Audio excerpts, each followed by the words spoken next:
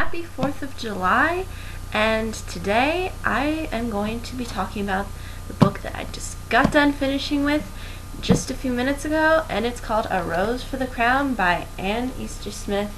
And yes, it's a very big one, and it took me a while, but finally finished it. And from what I can say, I really enjoyed it for what it was. If you like historical fiction, if you like a lot of characters, because this book does try to throw a lot of characters at you, if you like more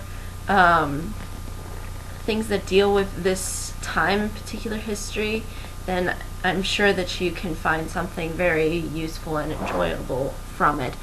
But basically it takes place throughout the 1400s, and it follows sort of the kind of life of this woman named Kate. And Kate is said to be, in this book, to be the bearer of three illegitimate children of King Richard III.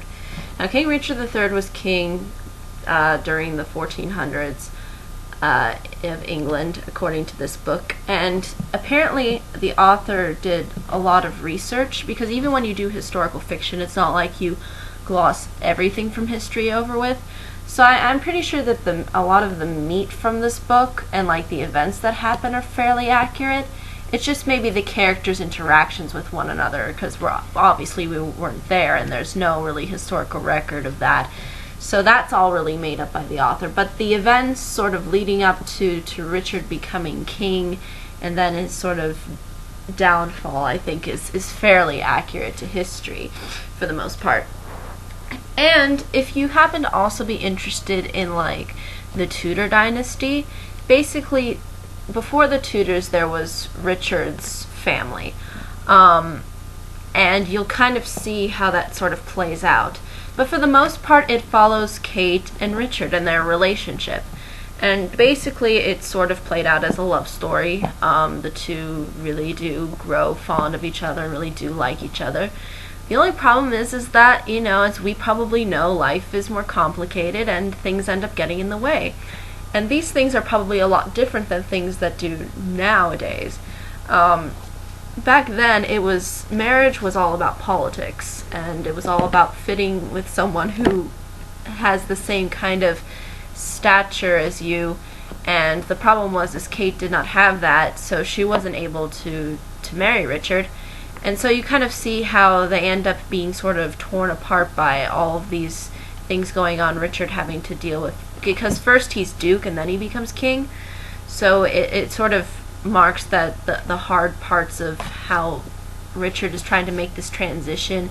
Now Kate's having to try to deal with the fact that he's sort of drifting away from her because he has other responsibilities that he has to deal with. And also because even though they do really love and care for each other, and this book really does try to establish that, it does show that, Richard has sort of a duty, and he has to end up marrying somebody else in order to fulfill the needs of his people, and do what is considered the right thing to do. And then you'll see how that ends up really affecting sort of their relationship. And the characters are really interesting. Richard has his flaws and his virtues. Kate has her flaws and virtues, and they kind of mix together, and I really liked their chemistry throughout the book. I did like her relationships with her other characters. And you might be wondering, with the other characters as well, and you might be wondering how these two ended up being together and being in contact. But basically Kate wasn't really born into like a wealthy, well-to-do family. But her family did know a family that was a little bit more well off, and so they sent her there excuse me, to sort of, I guess, better her life. And so her family just says, okay, you're going to live with them now. And basically having her live with this family and all these experiences that she has leading up to the point where she meets Richard pretty much is really established well. So basically not all of the book is just about her and Richard. It's basically how she gets to the point of different events like happening in her life. It's almost played out as sort of like a biography, and I don't say autobiography because it's not presented in her voice. This book is actually presented in the author's words rather than Kate speaking or another character speaking, which I find very interesting because most of the historical ones I read I've read deal with somebody actually speaking it through their voice. So it was kind of interesting and sort of odd, I felt. I thought that it would be interesting if we could understand through Kate's perspective, but at the same time it's kind of nice that the author decided, okay, it's maybe best if I don't maybe interfere with like her thoughts and her feelings on certain things, and instead just take it on a third person sort of approach. And again, it's kind of that thing where pretty much it's spoken through the author as being the narrator. And for the most part, I thought it was very interesting. I thought it was really engaging at times. The only problem is just that it's very long, and again, they do try to make things drag out a bit. And again, this is sort of played out as a telling of Kate's life, not necessarily from birth to death, but more from young age to maybe older age, but not necessarily playing out till she dies. It sort of skips the two beginnings. It sort of starts off as her as just a child, and then ends off with her just as like a woman. And for the most part, I did find it very enjoyable. I thought it was really engaging for me because I really like historical fiction. I'm really interested about the Tudors, and it was nice to hear from this perspective because a lot of novels really do focus on the Tudor dynasty a lot, in particular Henry VIII, because again, he had like the multiple wives, and there was so much drama within that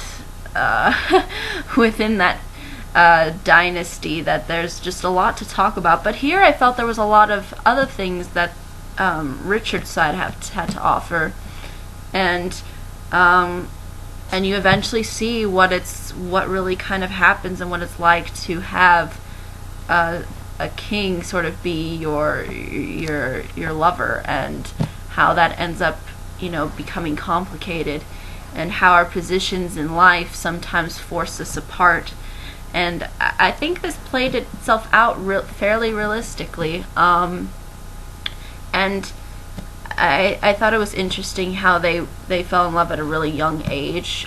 Today we wouldn't probably really find that, but I think that was just normal during the time, considering the fact that not a lot of people lived to be at that age, or to live so long as we do now.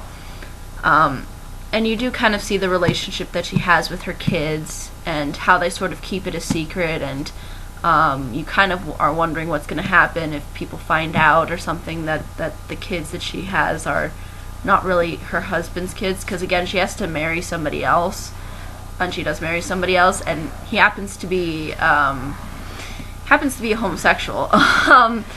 Does not like her at all, and you kind of see how their relationship sort of plays out and what ends up happening with that. And a lot of it is just sort of moving things through Kate's life. It's mostly about Kate. Kate's like the main character throughout this entire thing. It doesn't really drift so much away from things that don't include her. It's almost like everything that's in this book sort of includes or has to do with her. Again, instead of focusing, the author doesn't really focus so much on Richard's life when Kate's sort of out of the picture. It focuses on Kate's life. So it's really about Kate. So just kind of realize that going into it. It really gives you a sense of the time period as well, like some of like the culture and how people, were more religious than we are now, and how they think certain things played out with God, and how they had certain holidays that they celebrated, and feasts, and it really gives you a really good sense of the time period, for the most part, at least what I think.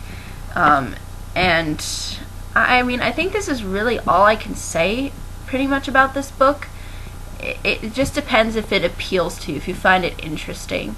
I personally found it interesting. It was nice to see sort of politics. It was interesting to see the things that Richard had to go through, the things that Kate had to go through.